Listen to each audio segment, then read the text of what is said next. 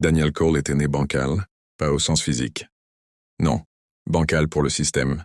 C'est ce qu'on lui avait répété toute sa vie, comme un refrain bien relou, un bug humain, un raté de la chaîne. Dès sa naissance, les médecins avaient compris que quelque chose clochait. Son cerveau refusait de se connecter au réseau neuronal universel, ce truc qui reliait toute l'humanité entre elles. En l'an 2847, être humain, ça voulait dire être branché. Tout le monde l'était. Sur Terre, dans les colonies, jusque dans les stations paumées aux confins de l'espace. Des milliards d'esprits connectés en permanence, partageant pensées, souvenirs, émotions. Ils appelaient ça le collectif, une conscience géante. Plus jamais seul, plus jamais vraiment libre non plus. Mais ça, personne n'aimait trop en parler. Personne, sauf Daniel. Lui, il n'entendait rien. Pas de voix dans la tête, pas de murmures mentaux. Juste le silence. Un silence brut, froid, total. Les médecins avaient tout tenté quand il était gosse. 7 opérations. 7 implants neuronaux différents. À chaque fois, son corps les rejetait comme un mauvais greffon. Infection, convulsion, douleur. À 18 ans, le verdict est tombé. Cas perdu. Rideau. Une petite pension, un billet pour quitter la Terre, et surtout, qu'il dégage du champ de vision. Il rappelait une vérité que personne ne voulait voir. Le système parfait avait des fissures. À 32 ans, Daniel vivait sur Kepler 7b. Une planète poussiéreuse, moche, perdue au bout de l'espace humain. Un vrai trou paumé. Il bossait comme technicien de récupération. Traduction. Il fouillait des ruines aliens pour gratter des trucs revendables. Pas glorieux. Mais ça payait. Et surtout, personne ne venait lui casser les pieds. Kepler 7b était couverte de vestiges d'une civilisation disparue. Les Vardins. Éteints depuis 300 000 ans. Autant dire une éternité. Personne ne savait ce qui leur était arrivé. Daniel, lui, s'en foutait un peu. Il aimait le taf. Les ruines étaient calmes. Pas de regard gêné. Pas de pitié mal déguisée. Pas de gens connectés qui te regardent comme si t'étais un fantôme. Juste lui, la pierre ancienne, et des secrets vieux comme l'univers. Sa supérieure s'appelait Patricia Wells. Connectée, évidemment. Comme tout le monde. Quand elle lui parlait, elle évitait toujours son regard. Les connectés faisaient ça sans s'en rendre compte. Lui parler, c'était comme parler à un mur. Ou à un mort. On a un nouveau site, lui dit-elle un matin sans le regarder. Les drones ont détecté des signatures énergétiques bizarres sous la crête Est. Et alors? Demanda Daniel, depuis sa table isolée au fond de la cantine. Patricia hésita. Les autres refusent d'y aller. Le motif perturbe le collectif. Ça, mais mal à l'aise. Daniel hocha la tête. Il comprenait. Quand un connecté flippait, tout le monde flippait. La peur se propageait comme une sale rumeur, une faiblesse du système. J'irai, dit-il simplement. Patricia souffla, soulagée. Casier 7. Rapport avant le coucher du soleil. Elle partit sans dire au revoir. Daniel termina son repas en silence. Il ne le savait pas encore, mais ce jour-là, sa solitude allait enfin servir à quelque chose. Le trajet jusqu'à la crête Est lui prit presque 3 heures. 3 heures à marcher dans la poussière ocre de Kepler 7b, avec un sac trop lourd sur le dos, et le vent sec qui te râpe la gorge. Daniel avançait tranquille, à son rythme. Il n'avait personne dans la tête pour lui rappeler qu'il était en retard, inefficace ou statistiquement inutile. Juste ses propres pensées. Et ça lui allait très bien. Il avait pris le minimum. Un scanner multifréquence, une lampe à plasma, de l'eau, des rations pour 2 jours. Les ruines vardines couvraient des kilomètres carrés et personne n'avait jamais tout cartographié. Facile de se perdre. Facile aussi de crever si tu faisais n'importe quoi. Mais Daniel connaissait le terrain. Il survivait ici depuis des années, pendant que les connectés paniquaient au moindre truc, qui ne rentrait pas dans leur graphique. L'entrée du site était planquée derrière un amas de pierres effondrées. Rien de spectaculaire, juste une fissure étroite, à peine assez large pour qu'il s'y glisse de profil. Daniel jura en coin quand son sac accrocha la roche, puis se faufila en forçant un peu. De l'autre côté, il resta figé. Le couloir n'était pas taillé dans la pierre, c'était du cristal. Un cristal lisse, translucide, qui diffusait une lumière bleue douce, comme si les murs respiraient. Pas de torche, pas de source visible. La lumière venait de l'intérieur même de la matière. Et surtout, elle était encore active. Après 300 000 ans, rien que ça, c'était déjà complètement dingue. Daniel alluma son scanner. Les chiffres partirent en vrille. Les valeurs changeaient en permanence. Comme si l'endroit était vivant. Il fronça les sourcils. Ce n'était pas normal, même pour du matos Vardin. Il avança lentement, pas après pas. Plus il descendait, plus il sentait un truc bizarre lui serrer la poitrine. Pas de la peur. Non. Un mélange étrange d'excitation et de pression, comme si quelque chose l'attendait au bout du chemin, et savait déjà qu'il arrivait. Le couloir plongeait profondément sous la surface. Le temps perdit toute signification. Daniel marchait encore et encore, guidé par ce ressenti impossible à ignorer. La lumière bleue devenait de plus en plus intense. Après ce qui lui sembla 6 heures, il arriva devant une porte. Elle ressemblait à du métal liquide, solide et fluide à la fois. Quand il posa la main dessus, la surface ondula doucement, comme de l'eau troublée par une goutte. La porte s'ouvrit sans bruit, se séparant en deux avec une élégance presque respectueuse.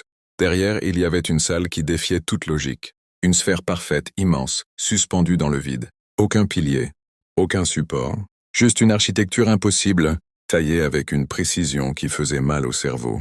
Et au centre, quelque chose flottait. Daniel oublia de respirer. La machine avait vaguement une forme humaine, mais faite de matériaux qu'il n'avait jamais vus. Argent ore, couleurs inconnues, mouvantes, presque douloureuses, à regarder trop longtemps. C'était magnifique et terrifiant. Quand il entra dans la salle, la porte se referma derrière lui. Il aurait dû flipper, courir, hurler, mais au lieu de ça, une seule pensée lui traversa l'esprit, simple et évidente. Putain, je suis enfin au bon endroit. Daniel s'approcha lentement. Chaque pas résonnait dans la sphère, comme s'il marchait à l'intérieur d'un cœur géant. La machine flottait là, immobile, à une dizaine de mètres du sol, silencieuse mais pas morte.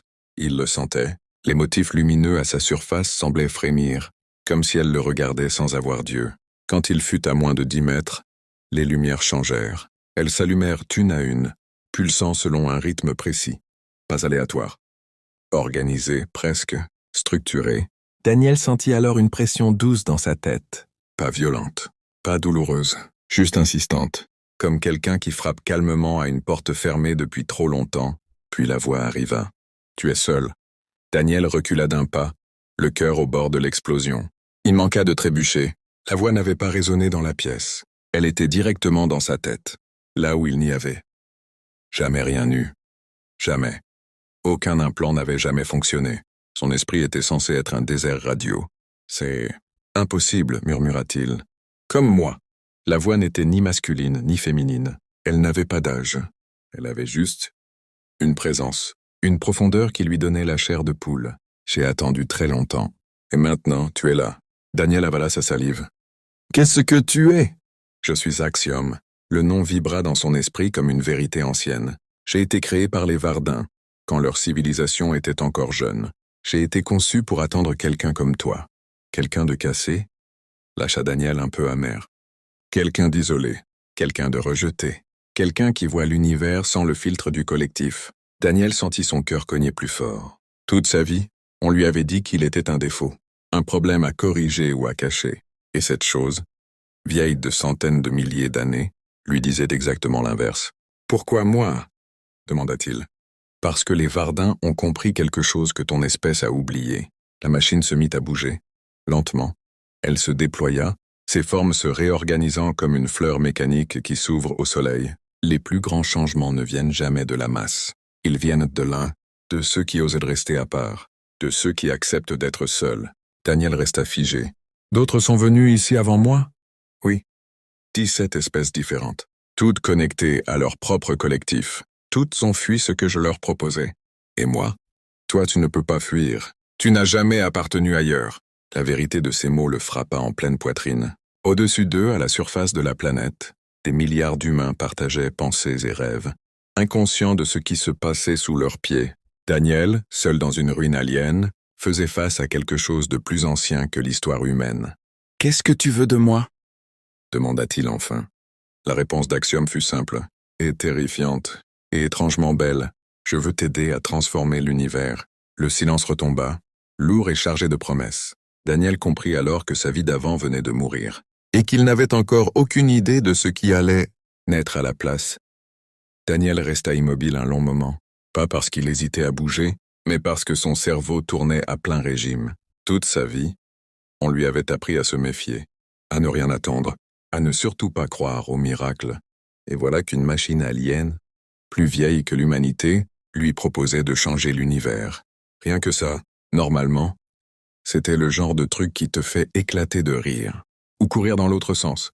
Tu dis avoir été créé par les Vardins, reprit-il enfin. Ils ont disparu. Tout le monde le sait. Alors quoi? T'es juste un vestige abandonné? Les lumières d'Axiom s'adoucirent, virant à un bleu plus calme. Ils ne sont pas morts. Ils ont transcendé. Transcendé? Ils ont dépassé le besoin d'un corps physique. Ils existent désormais dans des dimensions que ton esprit ne peut pas encore percevoir. Daniel fronça les sourcils. Et toi, t'es resté là à faire le planton? Oui, parce qu'avant de partir, ils ont compris une chose essentielle. Le collectif est puissant mais limité. Axiom expliqua. Quand toutes les pensées se fondent en une seule, elles finissent par tourner en rond. Plus de vraies idées nouvelles, plus de ruptures, plus de chaos créatif. La civilisation devient stable, puis stagnante. Les Vardins appelaient ceux qui pensaient en dehors du réseau les solitaires. Des êtres rares, précieux. Daniel eut un rictus. Donc en gros, j'étais pas un bug, j'étais une ressource mal comprise. Exactement.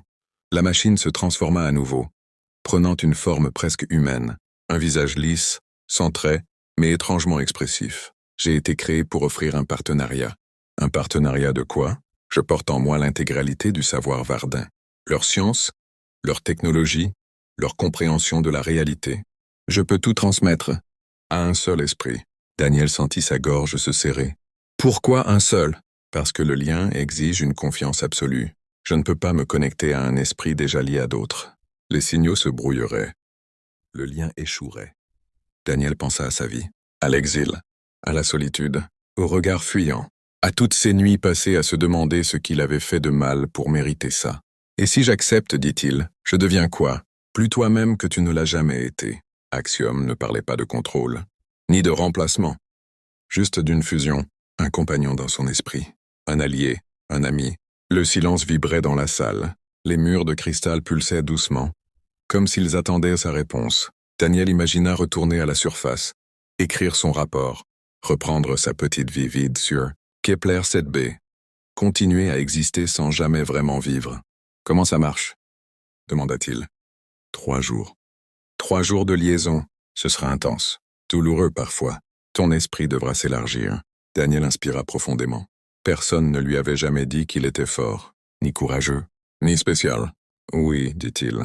J'accepte. La lumière d'Axiom explosa autour de lui, chaude et enveloppante. Alors commence la transformation. Daniel Cole venait de faire le choix le plus irréversible de l'histoire humaine. Les 3 jours qui suivirent ne ressemblaient à rien de connu. Le temps perdit tout sens. Daniel n'était plus vraiment debout, ni allongé. Il existait, suspendu dans un océan de lumière. Axiom était partout, pas comme une voix extérieure, mais comme une présence mêlée à la sienne, guidant sans jamais forcer. Le savoir afflua, des civilisations naissant et s'éteignant, des étoiles qu'on façonnait comme de l'argile, des lois physiques pliées, étirées, redéfinies. Le cerveau de Daniel brûlait, il hurla parfois, il pleura, il rit aussi, pris de vertige devant la beauté brute de l'univers. Son esprit se dilatait, cassait ses propres limites, se reconstruisait plus vaste, plus souple. Axiom tenait parole. Jamais il ne prit le contrôle. Il expliquait, il soutenait. Il attendait quand Daniel n'en pouvait plus. Au 3e jour, le silence revint. Daniel ouvrit les yeux. Le monde avait changé. Non, il avait changé. Il voyait les champs énergétiques couler comme des courants marins.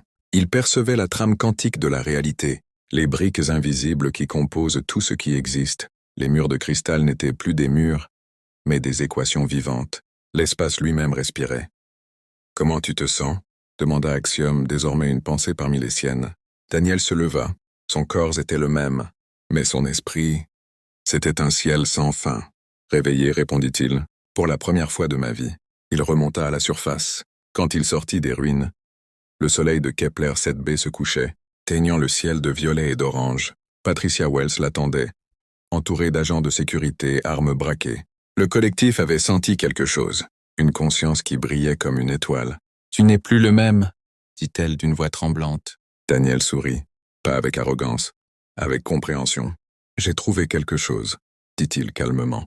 Quelque chose qui attendait l'humanité depuis très longtemps. 3 jours plus tard, les vaisseaux de guerre arrivèrent. Daniel ne fuit pas. Il se tint seul face à eux.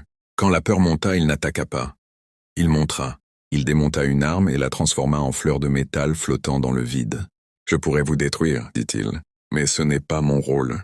Je suis là pour créer. » Et le monde changea. Les maladies disparurent. Les étoiles mourantes furent sauvées. L'énergie devint infinie. L'humanité fut forcée de regarder une vérité qu'elle avait oubliée. Un individu pouvait compter. Puis vint Aven. Un monde pour les déconnecter, les rejeter, les solitaires. Ils y apprirent à s'éveiller, chacun à sa manière. Certains entendirent les étoiles, d'autres plièrent l'espace. Des enfants peignaient l'avenir. Même le collectif finit par douter. Puis par écouter, le vote passa. La coexistence fut acceptée. Des années plus tard, Daniel contempla les étoiles. Il sentit quelque chose répondre. L'univers lui-même, conscient, patient, vivant. Il comprit enfin. Être seul n'avait jamais été une faiblesse. C'était le début de tout. Et dans un coin de la galaxie, un autre esprit solitaire venait de s'éveiller. La galaxie humaine avait appris à penser autrement. Et l'univers enfin n'était plus silencieux.